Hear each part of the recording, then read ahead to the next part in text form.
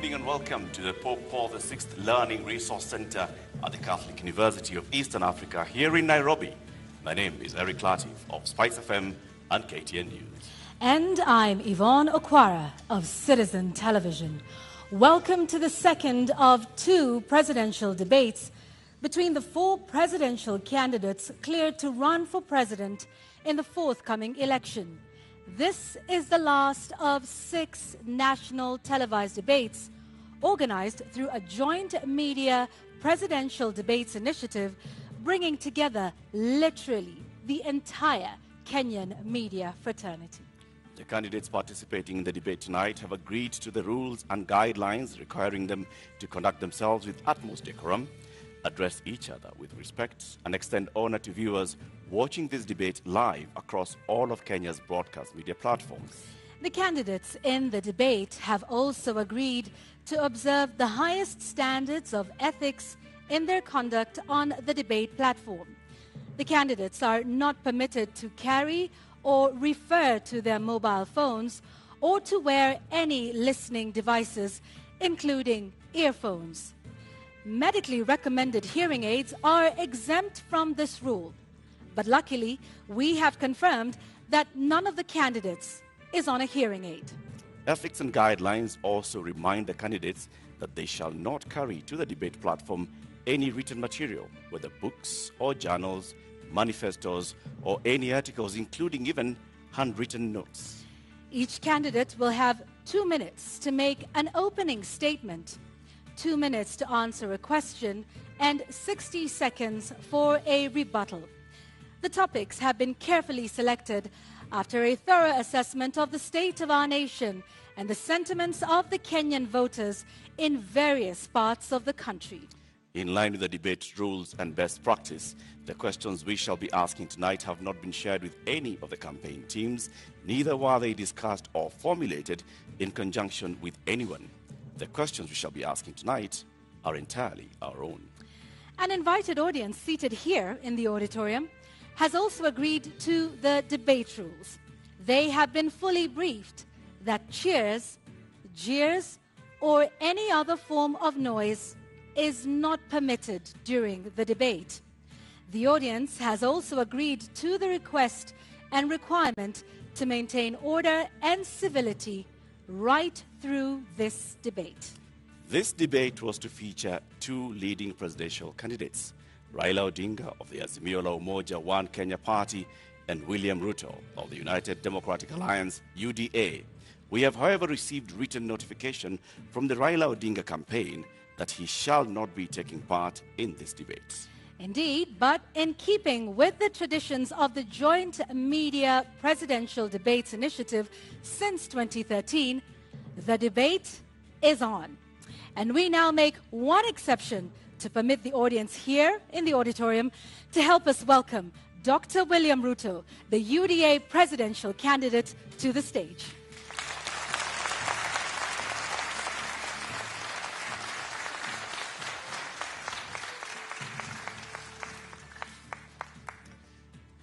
Your Excellency, Deputy President, Honorable Ruto, thank you very much for honoring Kenyans with this appearance. We shall conduct a series of question and answer, and whose topics have already been shared with you. We'll give you 2 minutes to begin with your opening statement before we go to the main thrust of the questions tonight. Thank you very much.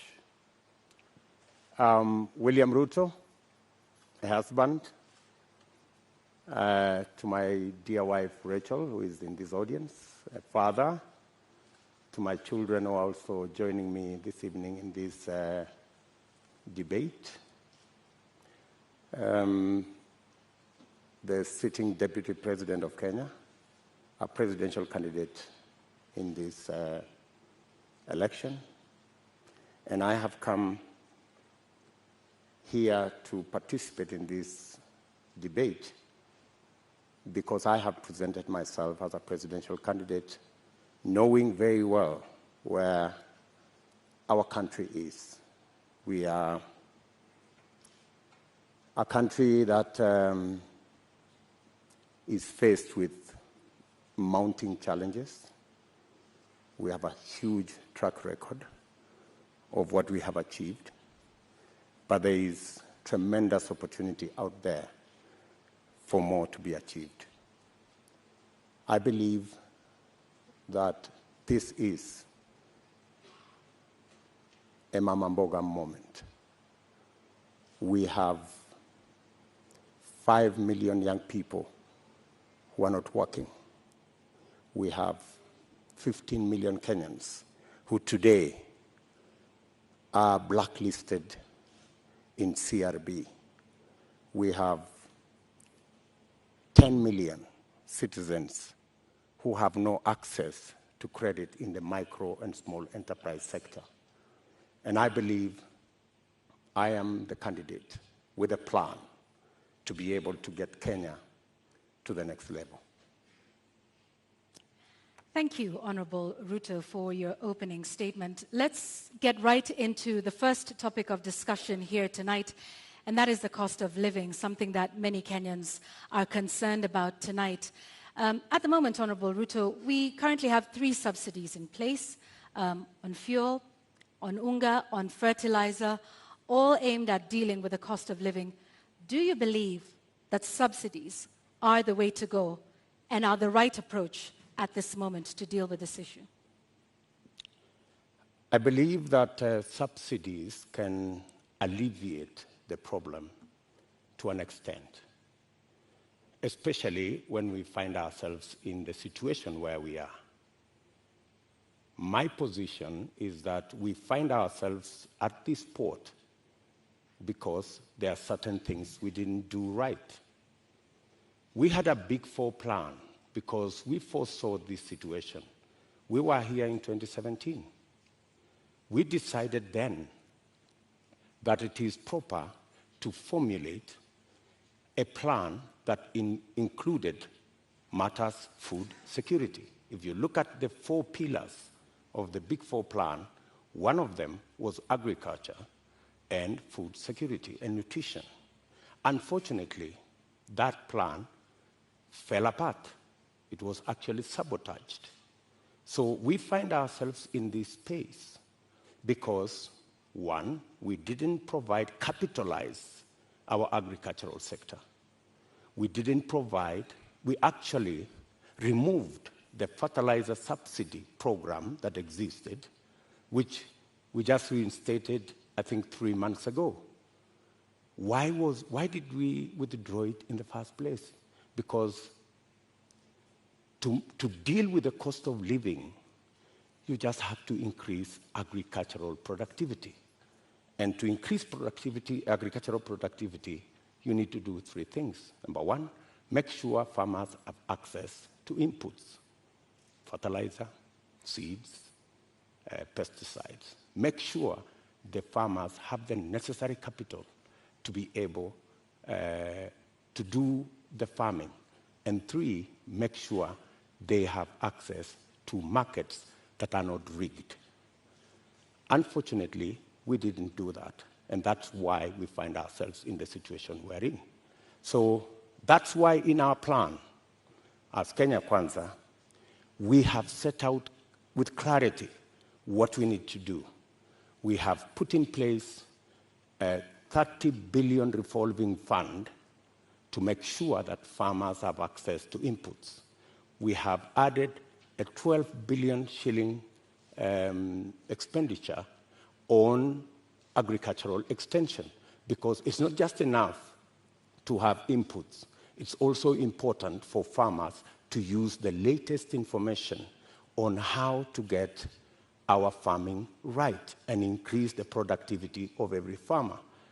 And the statistics show, with access to fertilizer, with access to certified seed, with access to capital, a farmer who produces 5 bags can produce 15.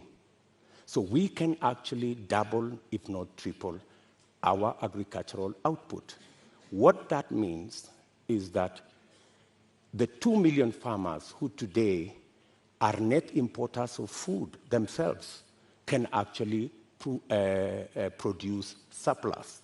And we can make sure that we have sufficient supply that ensures that the prices are reasonable for everybody. So the real solution to the cost of living, especially on matters food, because we all understand the biggest contributor to the high cost of living is the cost of food. The average expenditure of families is 52% of their income. In fact, poorer families spend between 60 and 65% of their income on food. So dealing with the cost of food significantly deals with the challenge of high cost of living. Honorable Deputy President, if I may just interject, what you say today has also been said by you before. In the first term of your administration, you pledged the same, that you are going to deal with agriculture, you're going to support farmers, and that's when the first fertilizer subsidy was rolled in before it was embroiled in scandal. And you'd also promised the Galana Kulalu project. When you say today that the food security aspect of the Big Four agenda was sabotaged, what exactly do you mean? What failed in the Big Four agenda with regards to food security? Precisely that. It was sabotaged. By who and how? Because you know as well as I do that we never got to implement that plan. Immediately, we changed course, and the whole Big Four plan was shelved. And we went on a tangent because of the handshake equation. We went to handshake, to BBI, and the rest is history. We didn't get the time to do what we had promised the people of Kenya to do. In fact, immediately thereafter, I tried, like has been tradition for me, to support my boss. And many times, I tried to push the Big Four plan to the extent that my boss, the president, asked me that he wanted to do things differently. And he requested that he wanted to assemble a different group of people to help him deliver on what he wanted to be the legacy of the fourth president. And unfortunately, the Big Four suffered a big blow because the whole of that program did not take place. Galana Kulalu project, Honorable Deputy President, was launched during the first term. What happened? What went wrong?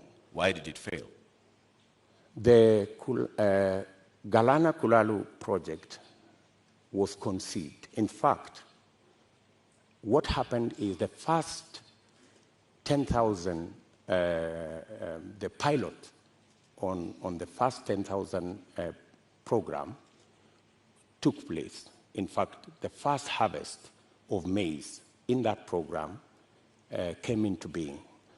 And the recommendations from the trial on that project was we needed to build a dam because the water from the river was not sufficient to do the Galana Kulalu project.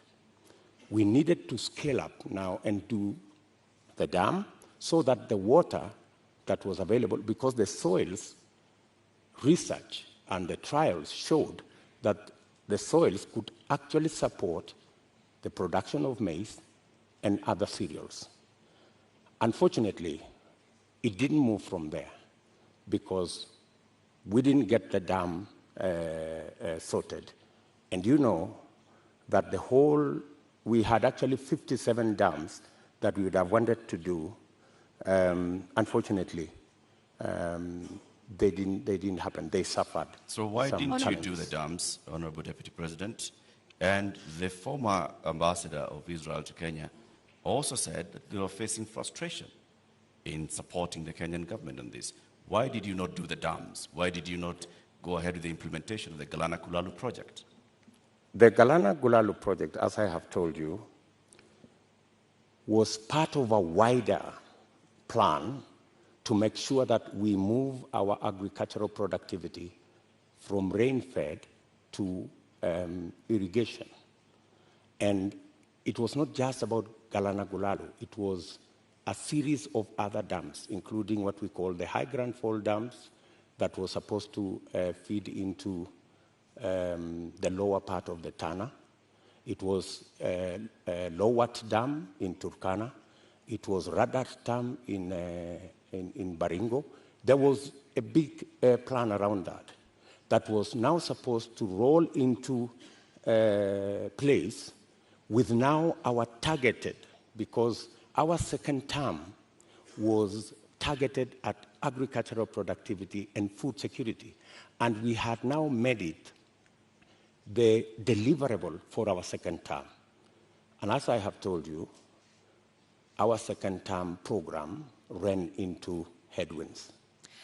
Honorable Ruto, just to continue to understand Galana Kulalu, because that was a big project that, had it have succeeded, might have solved quite a few of the issues we have with respect to food security. The Auditor General conducted a report and cited weaknesses in the contracting of it.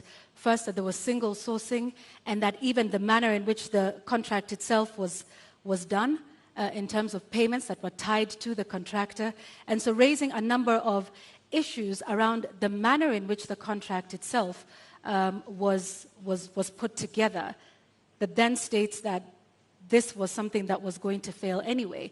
And so what's your response to that with respect to the manner in which contracting is done in this country, particularly with Galana Kulalu, which was a big project under the first term of the Jubilee administration, of which you are a part? I quite agree that issues were raised around the contract, and that is why the contract actually was shelved with a balance. It didn't go the full hog, because when those issues were identified, it led to the contract being stopped so that those issues could be addressed. But by the time it was getting there, already the trials had been done, the pivots had been set up, the first crop had been harvested, and we already had the template on what actually needed to be done, because the contract, the initial contract, was for the first 10,000 acres. The real contract was for the 1 million acres, which was really the target for food production. But as I have told you, that is not the only project we were looking at for food production. And let me also say that even without the implementation of the Galana Gulalu, supporting the farmers as they are today would still guarantee us a situation where we would not be in the situation we are in. Today, for the first time in Kenya, the price of unga has gone to 230 in some cases. It's never been that bad. I must say, as a former Minister for Agriculture, serving under President Kibaki, I am the minister who assembled the infrastructure that provide subsidy on fertilizer. And we saw an increase of 5 million bags of maize when we rolled that plan. When the fertilizer subsidy was cancelled 2 years ago, that is why we are where we are. We are not here because Galana failed. We are here because we didn't do what we needed to do with our farmers the way they are today. What Galana Kulalu was supposed to give us is actually that extra production that would even make it possible for Kenya to export. There is absolutely no reason why Kenya today is spending 12 billion shillings to import maize from Uganda or from Tanzania. We should be net exporters of maize, for example, but we are not. And the reason why we are not is because our agricultural sector is undercapitalized. We have removed the support that farmers always had. And that is why, for the first time, because of the things we didn't do, because of the removal of the fertilizer subsidy, for the first time, the price of unga has gone to 230. Honorable Deputy President, you say that a lot was done in the first term, and that is why we got to a point where in 2017 we still had rise in food prices. In 2017, it was specifically because of drought. And for your information, the prices of flour, maize flour, went to 140. It didn't go to 230. That's the whole difference.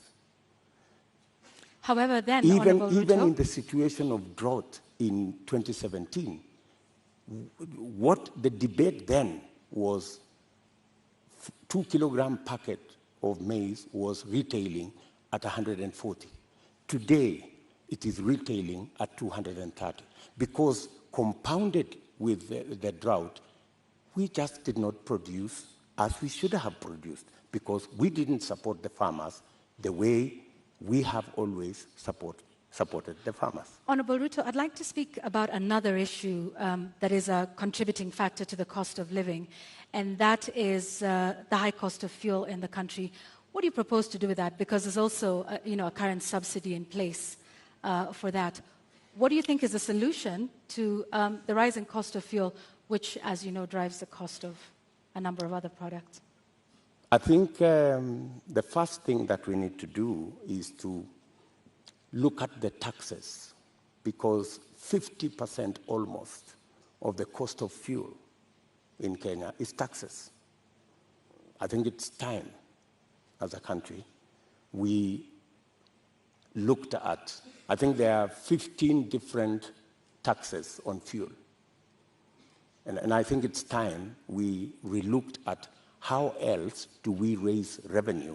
Which taxes would you be proposing to remove from fuel, the cost of fuel? I think majority of the taxes that are in that bracket, I think there are almost 15 different taxes that are there. I do not have the specifics, but those 15, I think we need to interrogate these 15 different taxes. Which ones can we put aside so that, like other countries, we can limit the taxation on fuel? Take, for example, let me VAT. ask, yeah. Yes, okay, take, for example, VAT. Correct. I think we need to rethink taxation, VAT taxation on fuel. That was the latest inclusion of taxes on fuel. And I think it was very controversial. Yeah, Honorable Ruto, VAT on petroleum products was indeed controversial. Let me take you back to 2013 when VAT was imposed on this as a condition by IMF. At the time, then Majority Leader Aden Duale said, and I quote, "The 181 members have been convinced by our party leader and our deputy party leader on the rationale of 8% VAT on petroleum products." He went on to say, 181 is a very big number, and we will convince our members from the NASA side. So you, at this point in the year 2015, I believe, when this was passed, were pushing for 8% to be added on VAT. Today, you are saying you want to abolish VAT on petroleum products. Why should Kenyans believe you today? Why wouldn't they? I mean, we live in a dynamic country, and it's only fools who don't change their mind. If you are in a situation where the price of fuel has gone to 160, I mean, it's time to think. I mean, when this VAT was imposed, then the price of fuel was under 100. Honorable Ruto, when the VAT was imposed, It was at the time a condition by IMF when we were seeking a precautionary facility. Today, we find ourselves in the exact same position with a third tranche of an IMF facility, and once again, they are calling for, the same issue that we are facing with VAT then is the same one we are facing now. And at the point, IMF has in fact said that we do not need to be removing taxes on petroleum products. So with an IMF facility already in place, are you then saying you are going to go back to the IMF and renegotiate the terms of that loan that is already in place regarding IMF VAT on fuel products? What's wrong with negotiating with IMF? I think any reasonable government, looking at the situation where we are, looking at the cost of living, and how many Kenyans are every day sinking below the poverty line, I think it takes a courageous government to sit down with our development partners, and they are fairly reasonable people, and have a discussion. And I think they are, if not 8%, we need to renegotiate on some of the items that are outstanding. And apart from looking at that, there are other instruments that we can deploy. For example, we have the fuel subsidy fund. We need to think about how that fund is being used, how we are deploying it. Are we deploying it correctly? Is it giving us value? And what changes can be made? We need an open and frank conversation with our development partners who support us.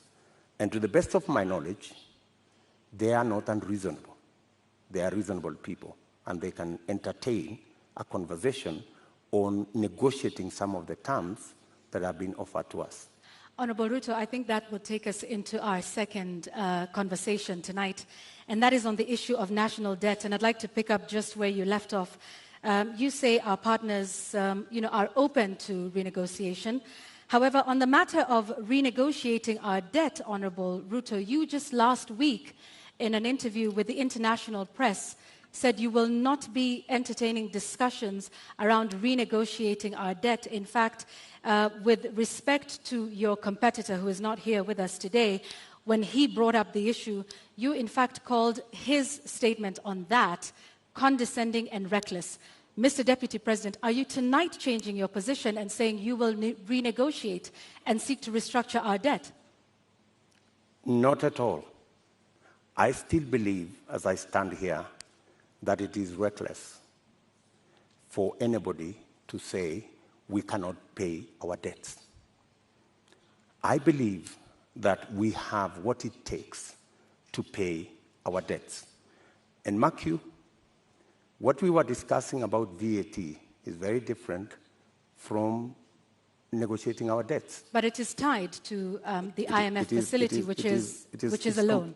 It's completely different. How so? What we cannot entertain as a country is a position that we cannot pay. We are in a position that we can't service our debt. We cannot. We need to go out there and renegotiate our debt. I think that would send the wrong signal. What I would do on matters to do with the debt, we have a plan as Kenya Kwanza on how to manage debt. Number one, we have said we will first slow down, put the brakes on borrowing. Number two, we will put brakes on unbudgeted projects. In fact, that is the biggest source of our problem. Projects that are not within the budget, so that we cannot keep our fiscal deficit at what we have committed, 5% or 5.9%. Number three, we need to raise our revenues. And I have said openly that we have areas that we believe that we can raise our revenue. For example, we collect 52% of all collectible VAT. just by automation and computerization, we can actually raise 95% of all collectible VAT. That would give us an extra 450 billion Kenya shillings. And added on to that, if you raise that kind of VAT, you can equally raise from corporate tax an additional 200, maybe 150 billion shillings. So there is room to raise additional funding, additional revenue for us to manage our debt without necessarily going to say we are going to negotiate our debt. So I hear you saying that our national debt as it stands today is manageable. Our debt today is a challenge. We need to deal with it. We are not sitting pretty. We are living, if I may say, we are living beyond our means. And that is why I am saying that we should stop this borrowing spree. Let me give you, in our first term, we borrowed 2.2 trillion. From 2017, our handshake brothers have borrowed 4.2 trillion. That's what's the source of concern. And it's not a source of concern to me. It's a source of concern to Kenyans as well. And it's even a source of concern to our development partners. They are beginning to raise issues about our debt. And more so, the trajectory of continued borrowing. So that's why I'm saying our administration will first slow down on borrowing, remove unbudgeted projects, because that's the biggest incentive, and then go back to raising our own revenue. Do you and have there figures are that areas you are targeting? When you say remove unbudgeted projects, how much are we talking about? When you say slow down on borrowing, from what amount to what amount are you talking about? When you look at our fiscal deficit, right, there are too many projects that are not that are not budgeted for. For example, the Uhuru Gardens Museum. You don't see it anywhere in government budgets, but it's been built. So these are the kind of projects. Do you know how much? That, for example, we've spent close to 15 billion in that project. In the last financial year, Honorable Deputy President, yes. Do you know how much of unbudgeted projects we spent? Actually, unbudgeted projects are in the region of 100 billion. Unbudgeted projects. And that is what is spiraling our borrowing. And I'm saying that our first, and that's why, if you go today to the website of the Ministry of Finance, you will hardly find any paperwork there. You will hardly find any, because there are too many projects that cannot be accounted for that are being done without a budget line. If you look at the expenditure on contingency fund, which is supposed to spend only up to 5% of the budget, sometimes it goes to 50% of the budget. So that is where we need to apply the brakes. And we are saying clearly, we not only have a plan on slowing down on borrowing, we also have a plan on raising revenue in targeted areas. Areas that would give us much more resources to run our budget, number one, and two, to also manage our repayment.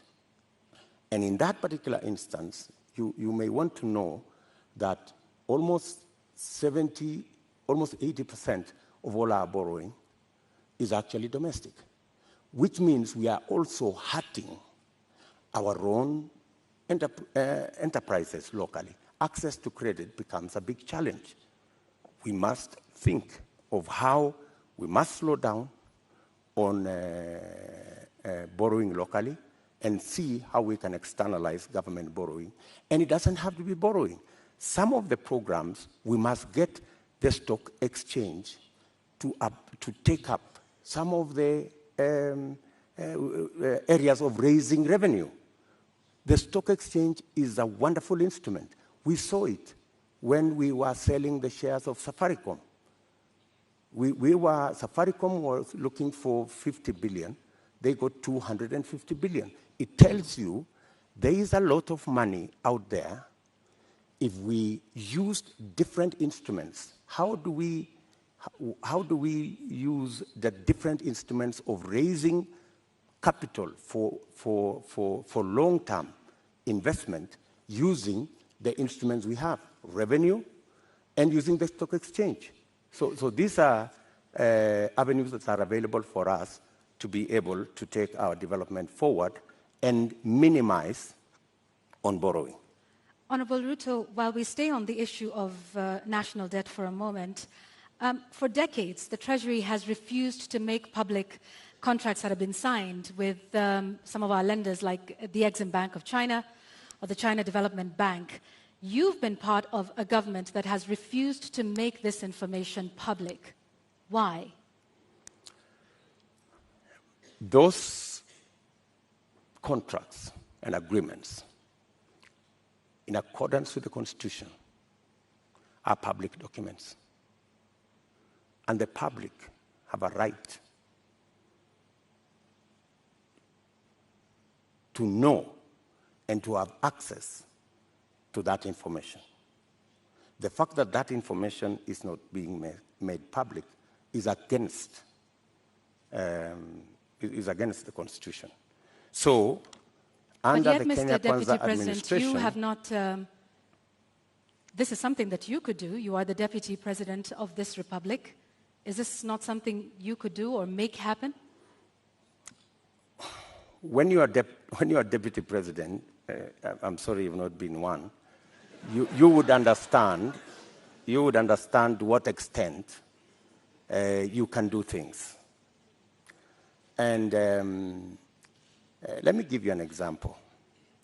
Many people did not see the mettle of Mwai Kibaki until he was president.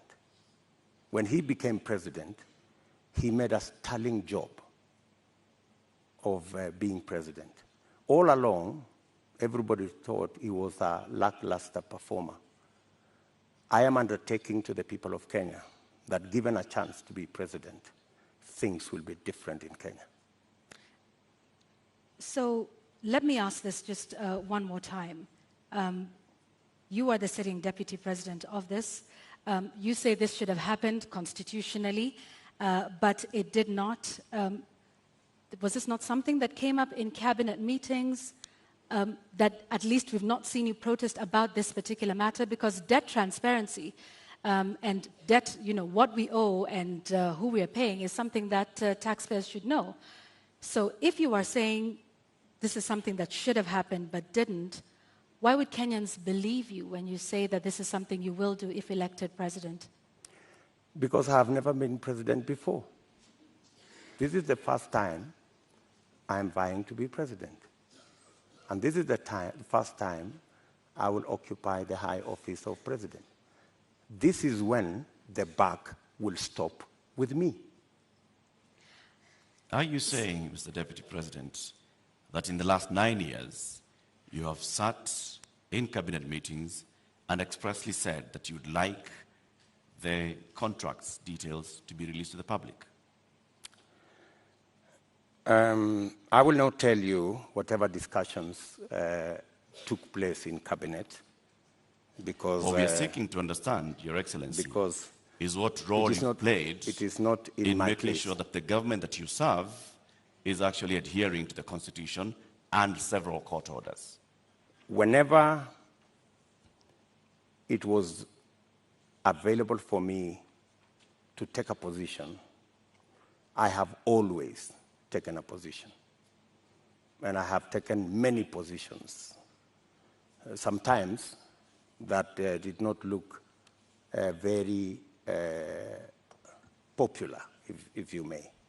And I have taken very firm positions in cabinet. And I have taken very firm positions in the public.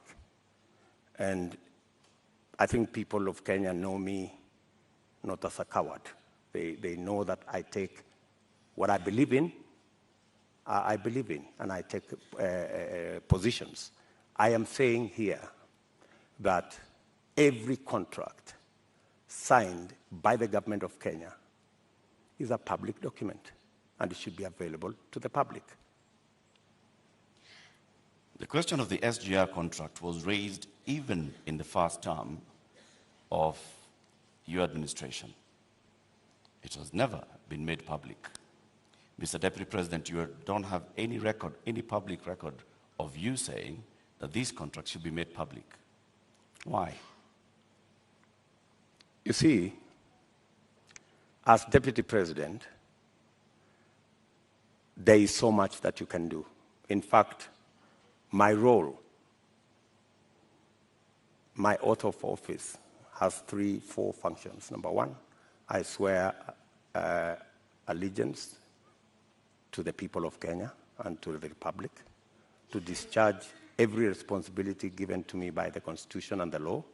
And number 3, to advise whenever required. That's the language of the Constitution. Whenever required, the President on matters that he requires advice. And number 4 is to serve people equally and fairly.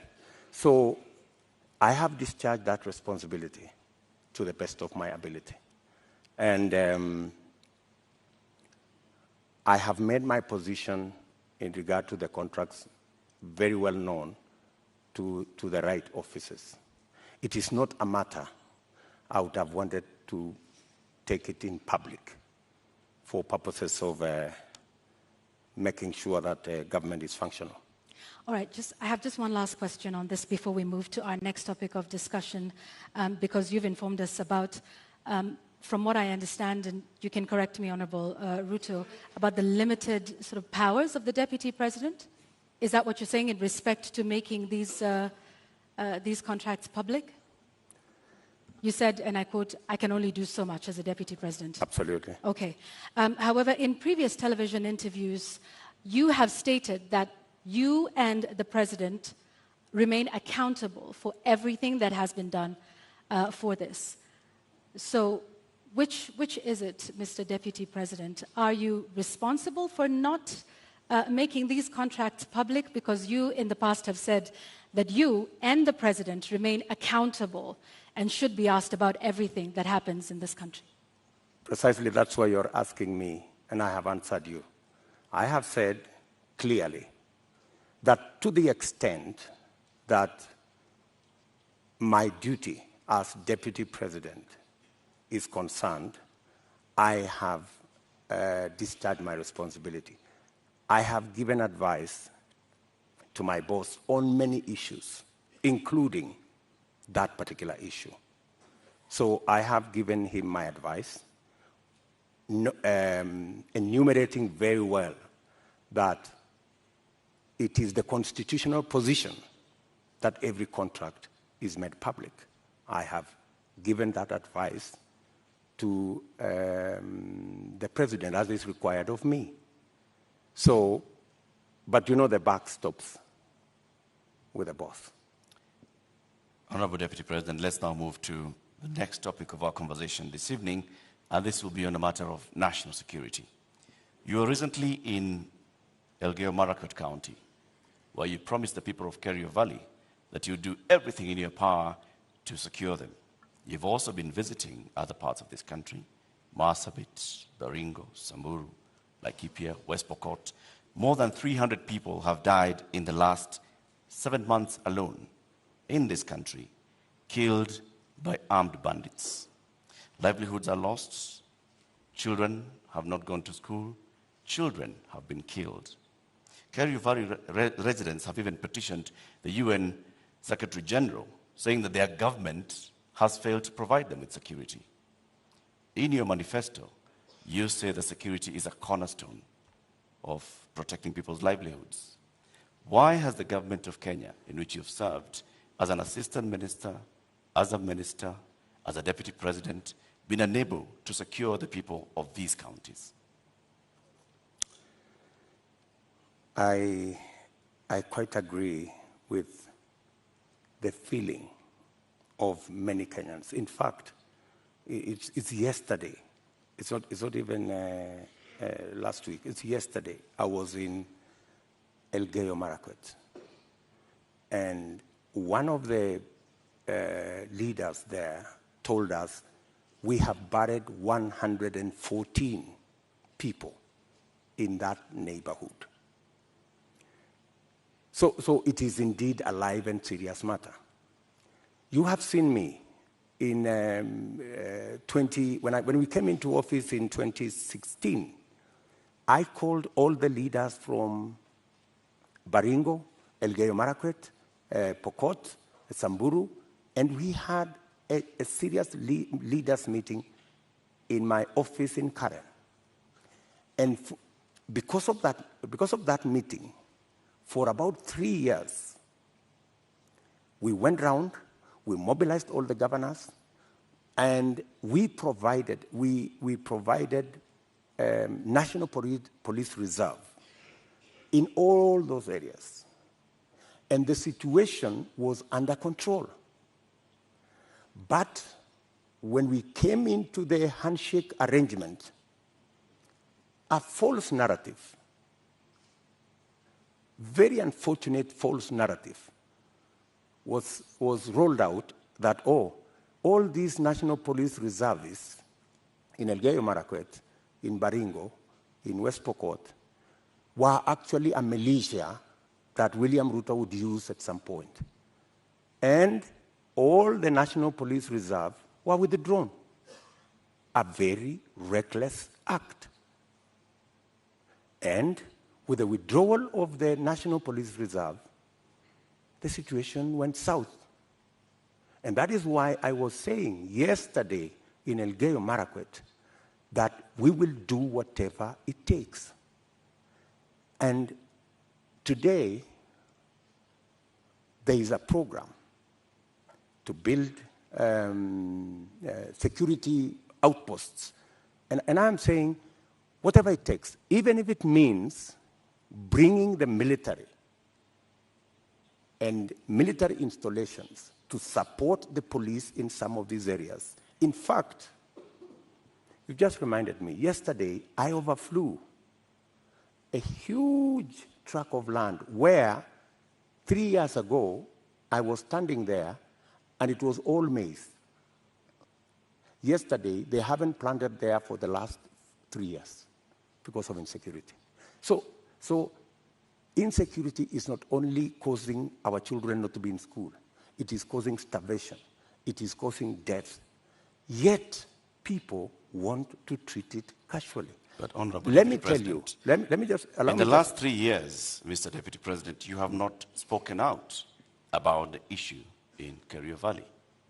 You have not said anything about the killings that have been taking place, like they told you, 150 people buried this year. You spoke about it only yesterday. Where have you been in the last 7 I have months? always been there. In fact, if you go and ask those people in those regions, I have always been present. We have buried many of those people with our own money. We've taken many of those people to hospital with our own money. I have deployed my personal resources to deal with that situation because I know it was a political political agenda. You know, the withdrawal of the National Police Reserve was really an unfortunate act. But because it was intended to punish William Ruto, you know, never mind that many people lost their lives, is a real tragedy. But that is the nature of our politics in Kenya. Honorable Ruto, unfortunately. Honorable Ruto, you're saying that was done to punish you?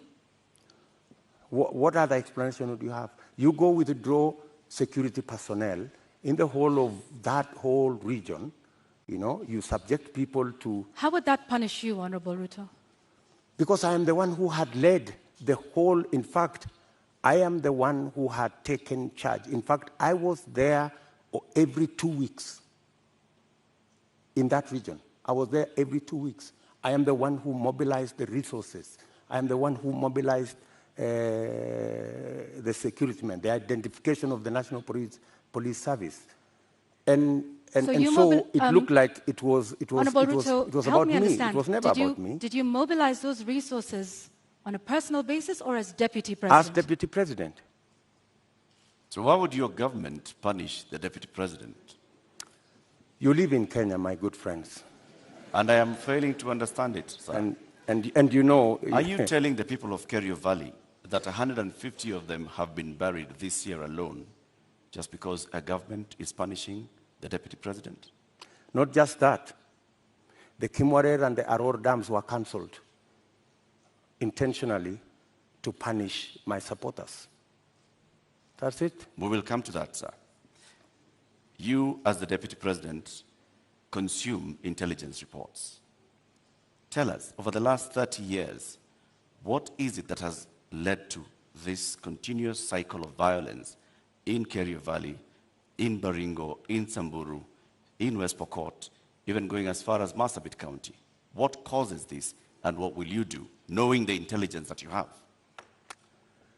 The biggest contributor to the situation we have in those regions is competition for resources, competition for water, competition for pasture, general matters of education, and precisely the reason why we had a plan on Radat Dam to provide the water for the whole of that belt.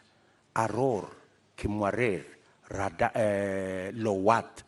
These are dams that my thinking was, if we provide water in these areas, we can sufficiently roll out irrigation. For your information, that whole Kerio belt where people are fighting, it is a granary.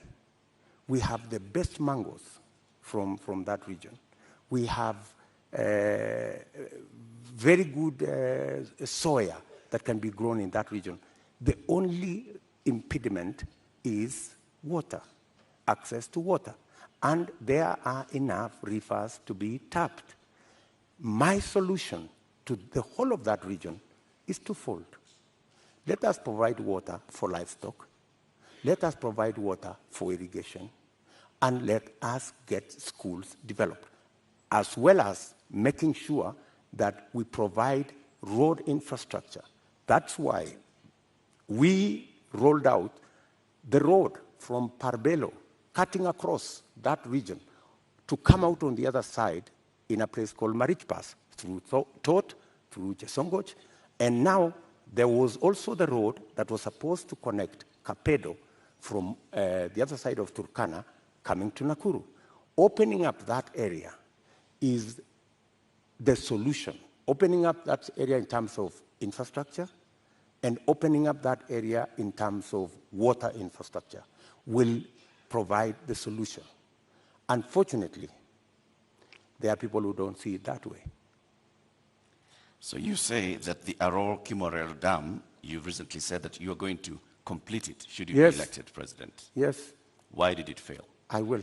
Yes, I will. It didn't fail. It was meant to fail. I mean, let me tell you. As the deputy president, sorry, sir, to just interject. As a deputy president, and like I started by saying, you've been minister before, you've been an assistant minister, we are talking about violence that has been taking place for decades, not just in the term that you've been deputy president. So this is not about you being punished now, unless you're telling us that for a long time, there are people that have been scheming to punish William Ruto by killing the people of Kerio Valley. That's not what I'm saying. I am saying we had a solution. We had close to 5,000 National Police Reserve. In fact, we'd even moved a step forward to provide armored vehicles to make sure that we can follow whoever these criminals are, right? We had a plan. Unfortunately, that plan was frustrated. And you know, the plan was, let's provide a National Police Reserve. Then, let us construct the roads. Then, let's provide water infrastructure. And then, let's provide school infrastructure. That way, you ease out people from that situation where they are today to a new environment where they appreciate education, they have food to eat, their animals have water and pasture, and then you can develop that region. In fact, in my mind, that's where the future of Kenya is, because we have huge tracts of land in that region. Honorable And the fact Ruto. that people have been fighting in that region forever doesn't mean that they should continue fighting. Honorable We should Ruto. find a solution. Honorable Ruto, let's go back to the issue of water, and you've mentioned the Kimwarer and Aurora dams. And you say that as well was cancelled to punish you? That Well, was some of the cancelled court for filings- political reasons. For political reasons. Well, some of the allegations that have been made, by the DPP in court is that payments were made contrary to the law. They were not processed through the consolidated fund. That in fact, this was all done to ensure that there were kickbacks, that the government made advance payments, including 11 billion shillings in excess of unnecessary debt to, this is what they're saying, which prosecutors say were to go to, friends and co-conspirators of this scheme. If this is what you allege, are you alleging tonight, Honorable Ruto, that there is a big conspiracy between the DPP, between the courts, and also politically with respect to the Aurora and Kimwarer dams that are now in court? For your information, Aurora and Kimwarer was signed at the same time with other government projects, signed by the same companies, funded by the same financiers, and they were signed not with me, witnessed by the President of Kenya. So these are not projects that were cooked at night or in some dark corner, right? How come that the only projects that did not go through is Aurora and Kimwarer? All the others went through. That's number one. Number two, today, the government of Kenya is in court because the contractor, with all those allegations that have been made, the contractor has gone to court to demand payment of another 12 billion shillings. I mean, that should concern everybody. There are also How suspects in court, Honorable Ruto. Pardon? There are also local suspects in court over the matter. Forget about the court matter here. The contractors are in court in London, and the government of Kenya is already replying to the case in court. And they cannot afford to make it public because it's embarrassing. Why did the contractor not continue with the project? Because he was denied the land where to set up the dam. And that was an undertaking by the government of Kenya, that we're giving you a contract, we're going to give you land, we're going to give you this infrastructure for you to carry out, for you to build the dam. And the reason given then was that, the dam was going to be in a forest. How many dams are in the forest?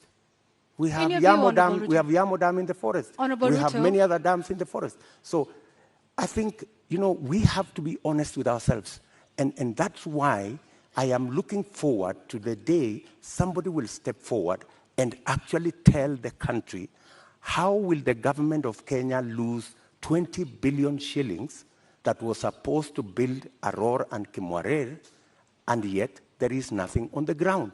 What was this? What was this sinister motive? Do you believe money was lost?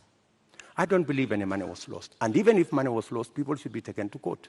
But you said around 2019 that it was 7 billion shillings that was lost. No, and not I the didn't say that. 21 that was didn't say being that. alleged by the DPP. I didn't say that. Check my statement. I am very clear about what I said. I said 7 billion shillings was paid.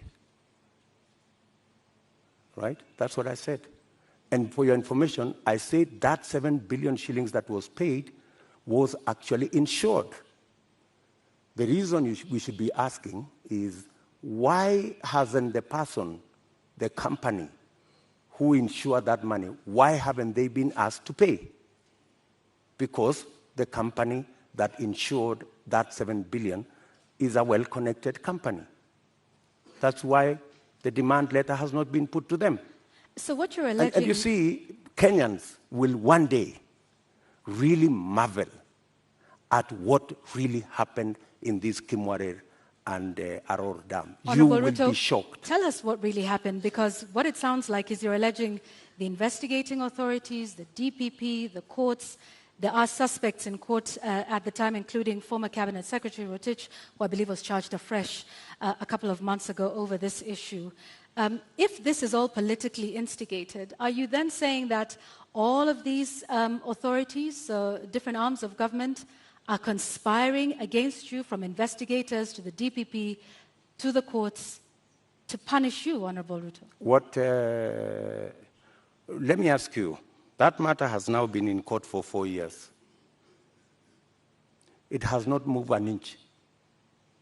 It's been dancing. You know, this person, today you're being charged, tomorrow, no, remove this person, the next day, remove this person, the next day, change the charges, because somebody is actually waiting for another government to come and carry the shit, unfortunately. And that's what is going to happen. That's why that case has never moved an inch. Mention after mention, after story after story. I mean, surely, how can we lose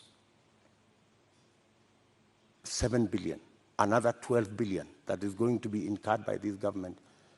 And it's an act of political convenience. You just said we didn't lose 7 billion. No, I'm just saying eventually we will. I mean, if it is not sorted out. And that's why I'm saying when I come into office, I will make sure that the money is not lost. And I will make sure that the impediment imposed on this project, we will provide the land. The contractor will build the dam, and we will move ahead. To conclude in the matter of national security, I think we'll also touch on constitutional implementation here. Over the last 9 years, Deputy President, you have been chairing the Intergovernmental Budget and Economic Council. The Constitution establishes, under Article 204, the Equalization Fund, which was meant to fast-track development in some of these marginalized areas, the ones we've been talking about, and many others, to help them with water, roads, health, education projects. Why has this fund never been operationalized? Two things. My chairmanship of the Intergovernmental Budget and Economic Council extends to a limit. The issue you have raised about Equalization Fund is actually in the ambit of the summit, which is chaired by somebody else, right? As chairman of the Intergovernmental Economic and Budget Council, in fact, governors listening to me today, they know that we did a perfect job, especially when it came to transfer of functions, a function that was supposed to take 3 years. We made sure that we worked day and night because we wanted to get devolution rooted and moving. We completed that exercise in a record 1 year instead of 3 years. We have since worked with county governments, and many of the governors will tell you that I have provided leadership as chair of the council on every matter, whether it was grants, whether it was matters to do with conditional grants, whether it was making sure that there is a balance between what goes to national government and what goes to county governments.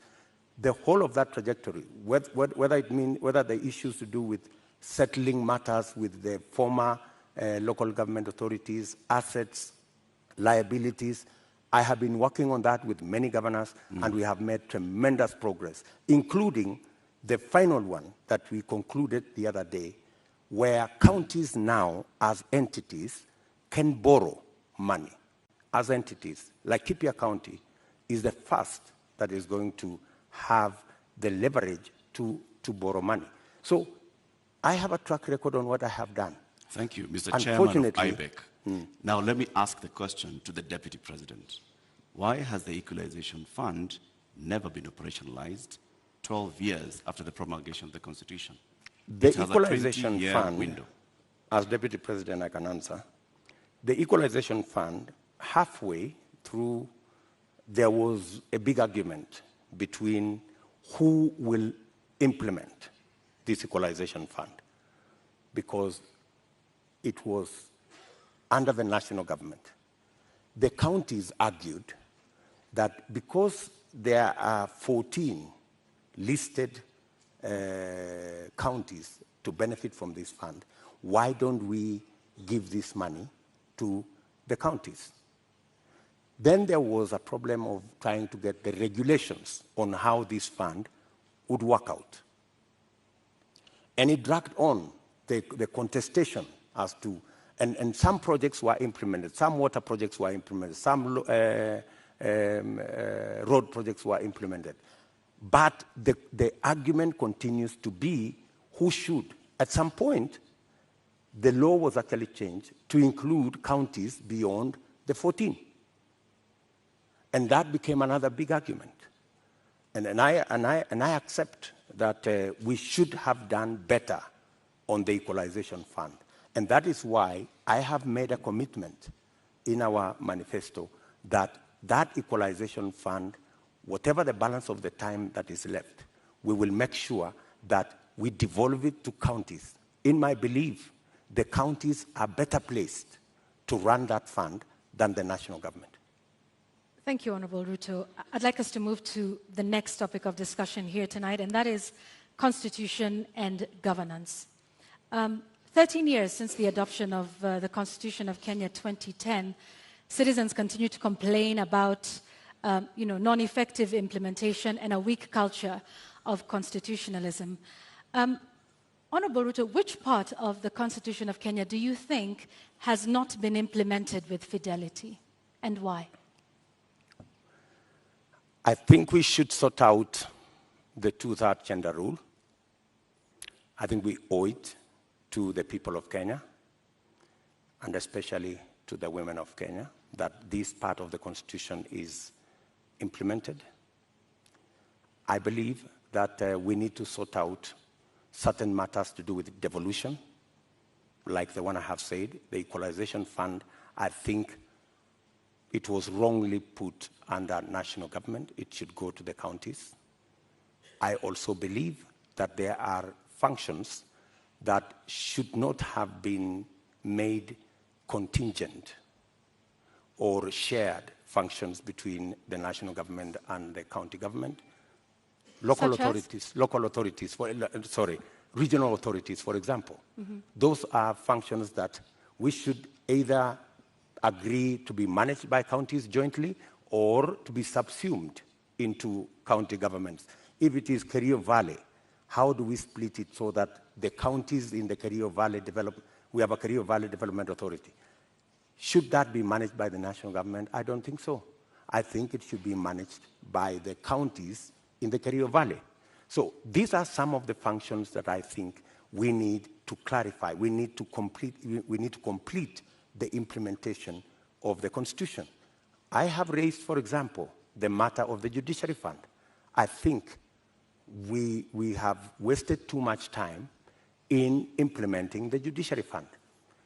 After I pushed so hard, this year, 1st of July, the Judiciary Fund was operationalized because I have been talking about it for the last year and a half. So these are some of the sections that I believe that we should be able to conclude the implementation of the Constitution.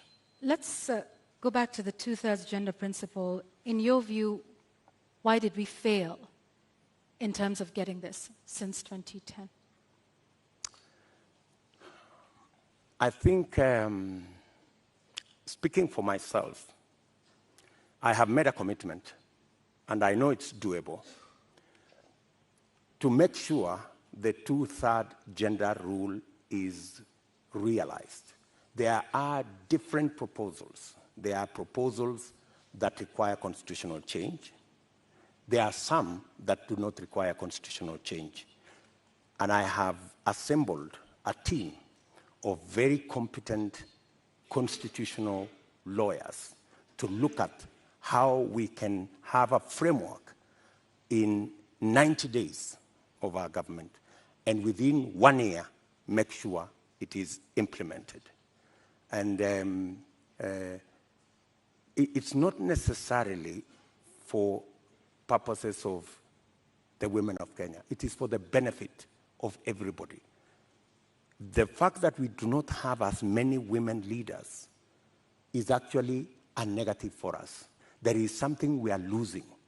The women leadership component that is not in our arithmetic is actually taking away from us. I believe that having women leaders would actually enrich our governance and our leadership as a nation. And that's why, for example, when these matters came up in the BBI discussion, I vehemently opposed the fact that women were being removed from the National Assembly, where the substantive financial issues are being decided, and they were being relegated to the Senate.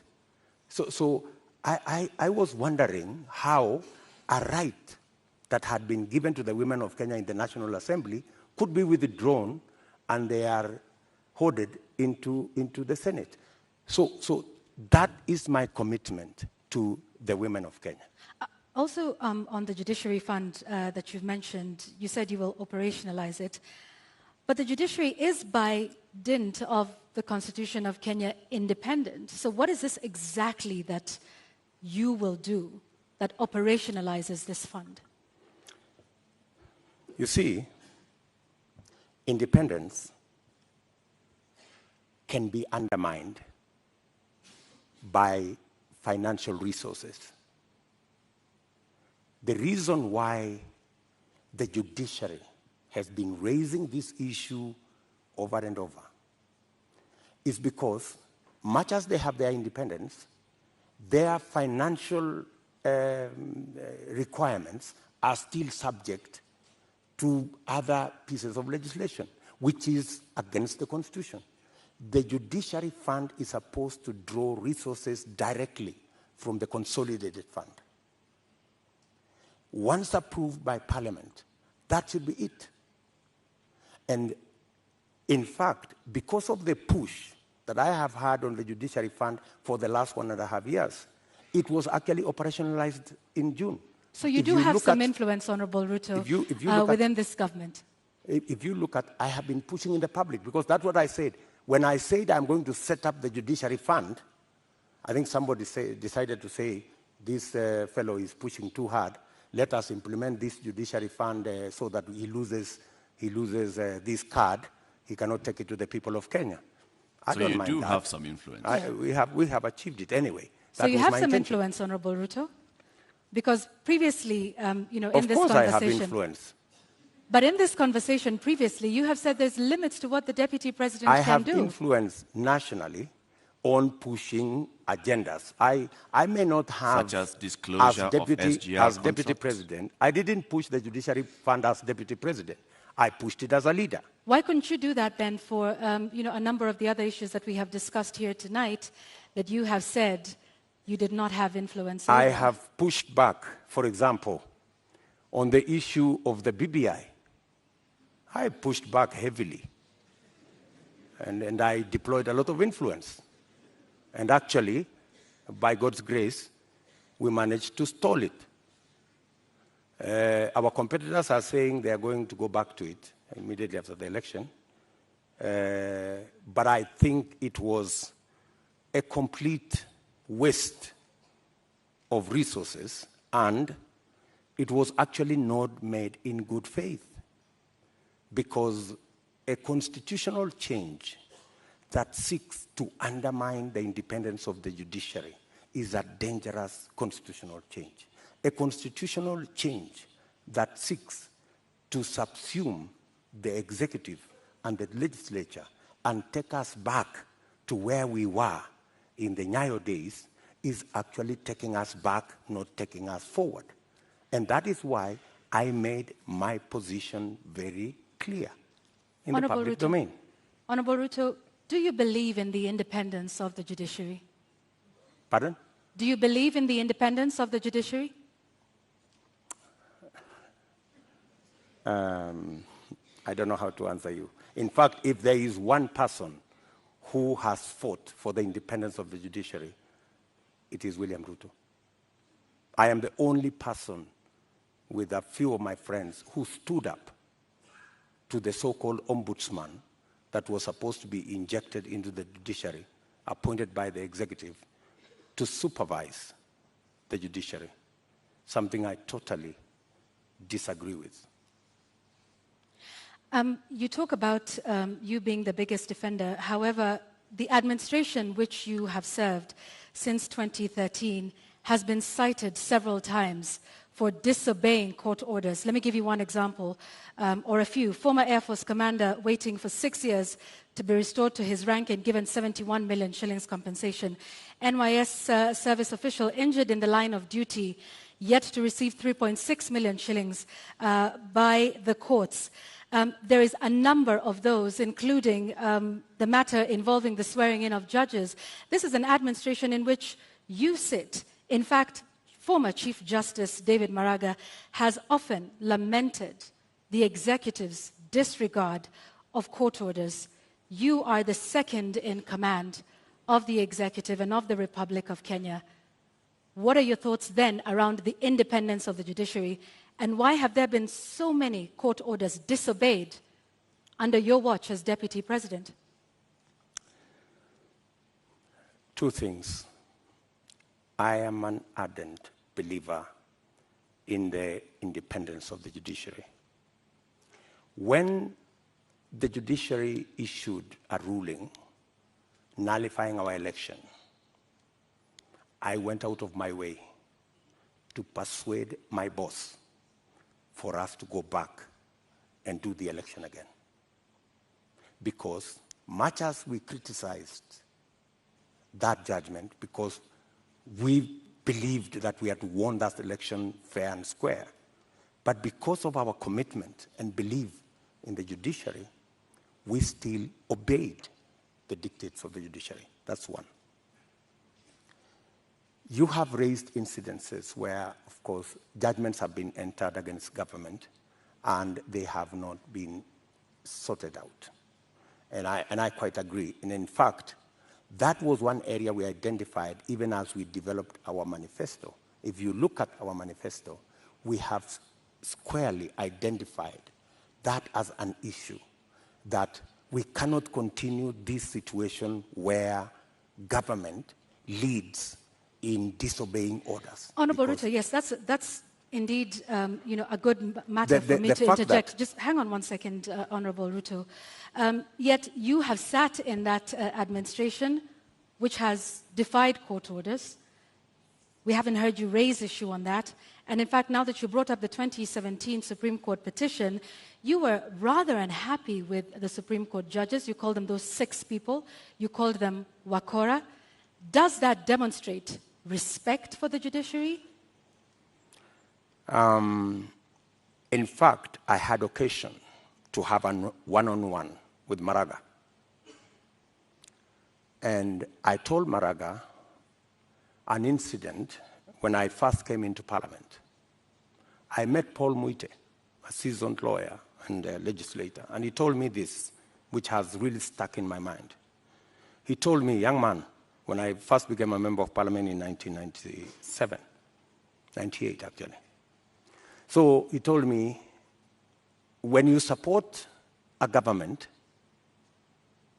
it also includes criticizing that government when it goes wrong.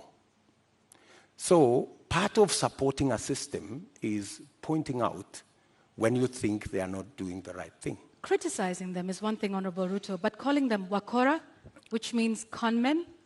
Do Do you believe that the Supreme Court judges of 2017 were conmen and women? I would want to understand in what context that Wakora thing you have mentioned, because I have, if there is any respect for the judiciary, is to comply with the decision of the court. Did we comply with the decision of the court? Yes. We went back to the election. But you haven't in many of the other court orders that we have cited here tonight. We went back to the election. And the admission that the fact that there are so many outstanding issues and the fact that I have singled them out and they are part of what I intend to sort out is actually halfway the solution. I don't think if you look at the manifesto of our competitors, they have recognized that as an issue. I have recognized that as an issue because I believe in the independence of the judiciary. I believe government should lead from the front in obeying court orders. And in fact, we have said in our manifesto, if you read it clearly, it says we will look at all judgments that have been entered against government. And we will develop a mechanism to make sure that within 1 year, we comply with all judgments entered against government so that even as we drive the country to obey court orders, we lead as government from the front. Let's talk about something else, Mr. Deputy President, and this is with regards to leadership and integrity. Your opponent, who did not turn up tonight, said he could not come to this debate because he did not want to face a man who has no regard for ethics, public morals, or shame. How do you respond to that? Do you sincerely believe that that is the reason why he's not here? I don't think so. I don't think so. My competitor is not here because he doesn't have a plan. He doesn't have an agenda. He cannot articulate anything to the people of Kenya. That's why he's not here. Secondly, my competitor is not here because he doesn't want to answer difficult questions. You know, he's been part of this administration, the handshake administration, for the last 5 years. KEMS happened, and many other things happened. In fact, my competitor could not come here because he's not the real candidate. He's a project. At this moment, Honorable Ruto, just one moment, just to remind our members of the audience that they agreed to abide by the rules of the debate, and that involves no cheers, no jeers, no noise. Honorable Ruto, I'm sorry I interrupted you. Please carry on. Sorry. So, I mean, that's the reason. So these are just scapegoats. You know, he's dodging difficult questions. He doesn't want to answer. His allies, the handshake allies, Mr. Deputy President, there are expectations that are laid out in the Constitution and in law with regards to the character and the values that a leader should have. Do you think when you go out in public campaigns and you use terms to describe your fellow leaders, that demonstrates you as somebody with great values, fit for leadership? I have tremendous respect for all Kenyans and all Kenyan leaders. I have not in any way undermined the public standing of any leader or any person or any Kenyan for that matter. I have not called anybody washenzi. I have not called anybody takataka.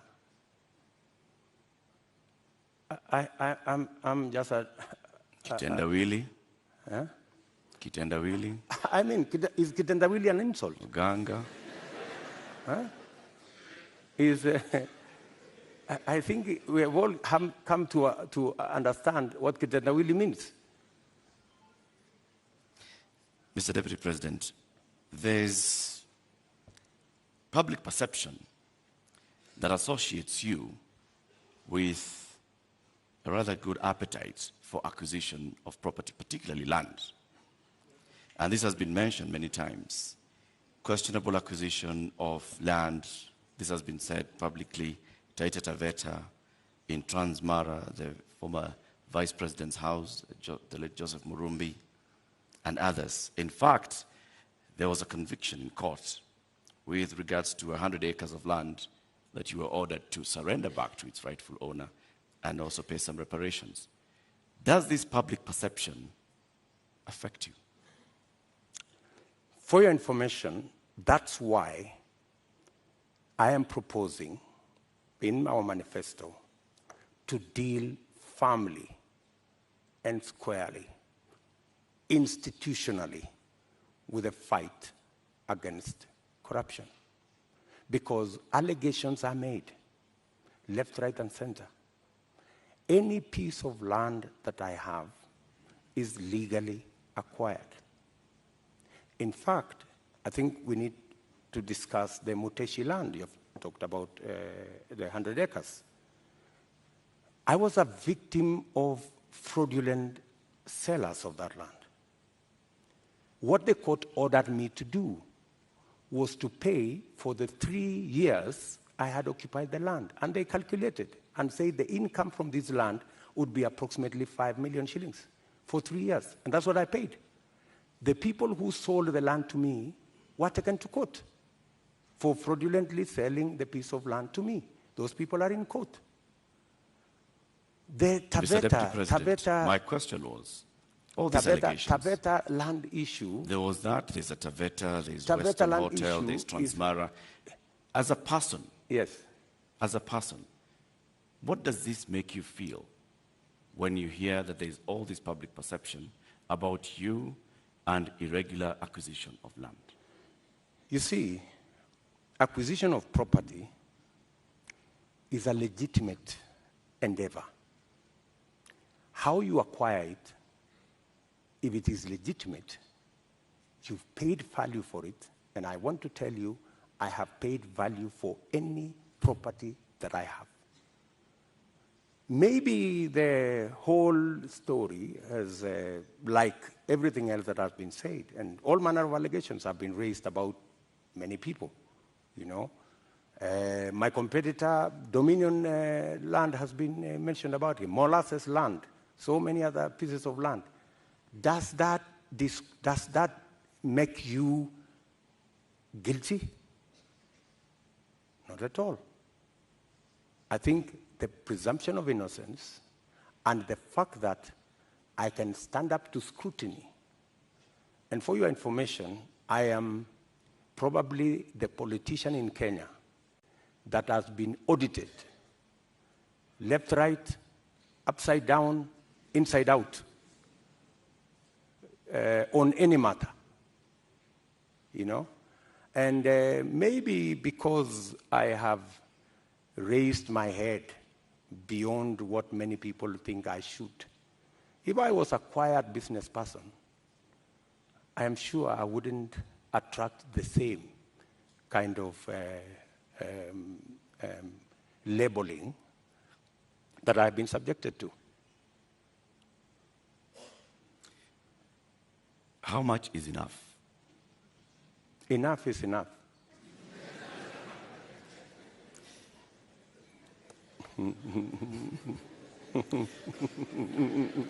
Mr. Deputy President.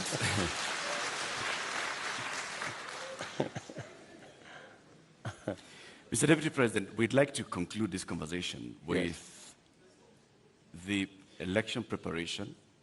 We're just 2 weeks away to the August 9th general election. You've previously said that, yes, you are willing and ready to accept the outcome of the election. Are there any circumstances under which you will not accept the outcome of the election? For a minute. Accepting the outcome of the election includes going to court if you have an issue with the results. That's accepting the outcome of the election. Okay, you say my competitor has won. I have a doubt and I will go to court.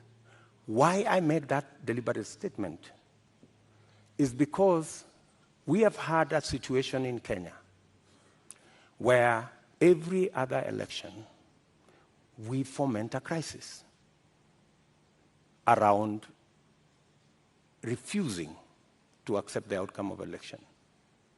And it has cost us lives, property, and many other things. And I needed to be on record, and which I am, that I will accept the outcome of this election. I know that the people of Kenya will make a choice. If it is me, I will prepare to govern the country on day one. If it is not me, I will accept that my competitor has won. If I have any issue, I will go to court and accept the outcome of the court. Honorable Ruto, we've come to the end of this conversation tonight. We would like to give you 2 minutes to give us your closing statement tonight.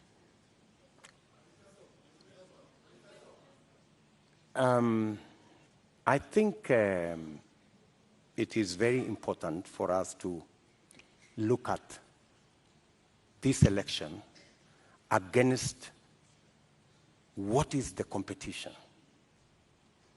Our competitors have run away from this debate in total contempt to the people of Kenya, because it's not William Ruto who is going to make this choice. It is the people of Kenya that we are speaking to. They have very little regard for the people of Kenya. They think the deep state is going to make the decision. They think that the system is going to make the decision. I want to tell the people of Kenya tonight that they are the ones who will make the decision on the 9th of August. Their vote is what will make the next government happen. And I want to encourage them to disregard the propaganda, the mobilization of chiefs and all these people and the provincial administration and the whole of this contempt and madharau, and tell them, tarehe 9 mwezi wa 8 wa Kenya, ninyi ndio mtaamua serikali ambayo inakuja. Na mimi nawaambia, serikali ya Kenya Kwanza itapunguza gharama ya maisha, tutahakikisha kwamba watoto wetu milioni 5 wako na ajira, tutahakikisha kwamba kila mmoja wetu anaweza kwenda hospitali na kuwe na bima ya afya, na tunaweza pia tutahakikisha kwamba kuna maji na watoto wetu wanasoma. Tuko na mpango. Tarehe 9 mwezi wa 8 waamuke, wapige kura, watengeneze serikali, tuende mbele pamoja. Shukran sana, Mr. Deputy President. Honorable Dr. William Ruto, thank you for making the time for us tonight. Thank you very much. That's right.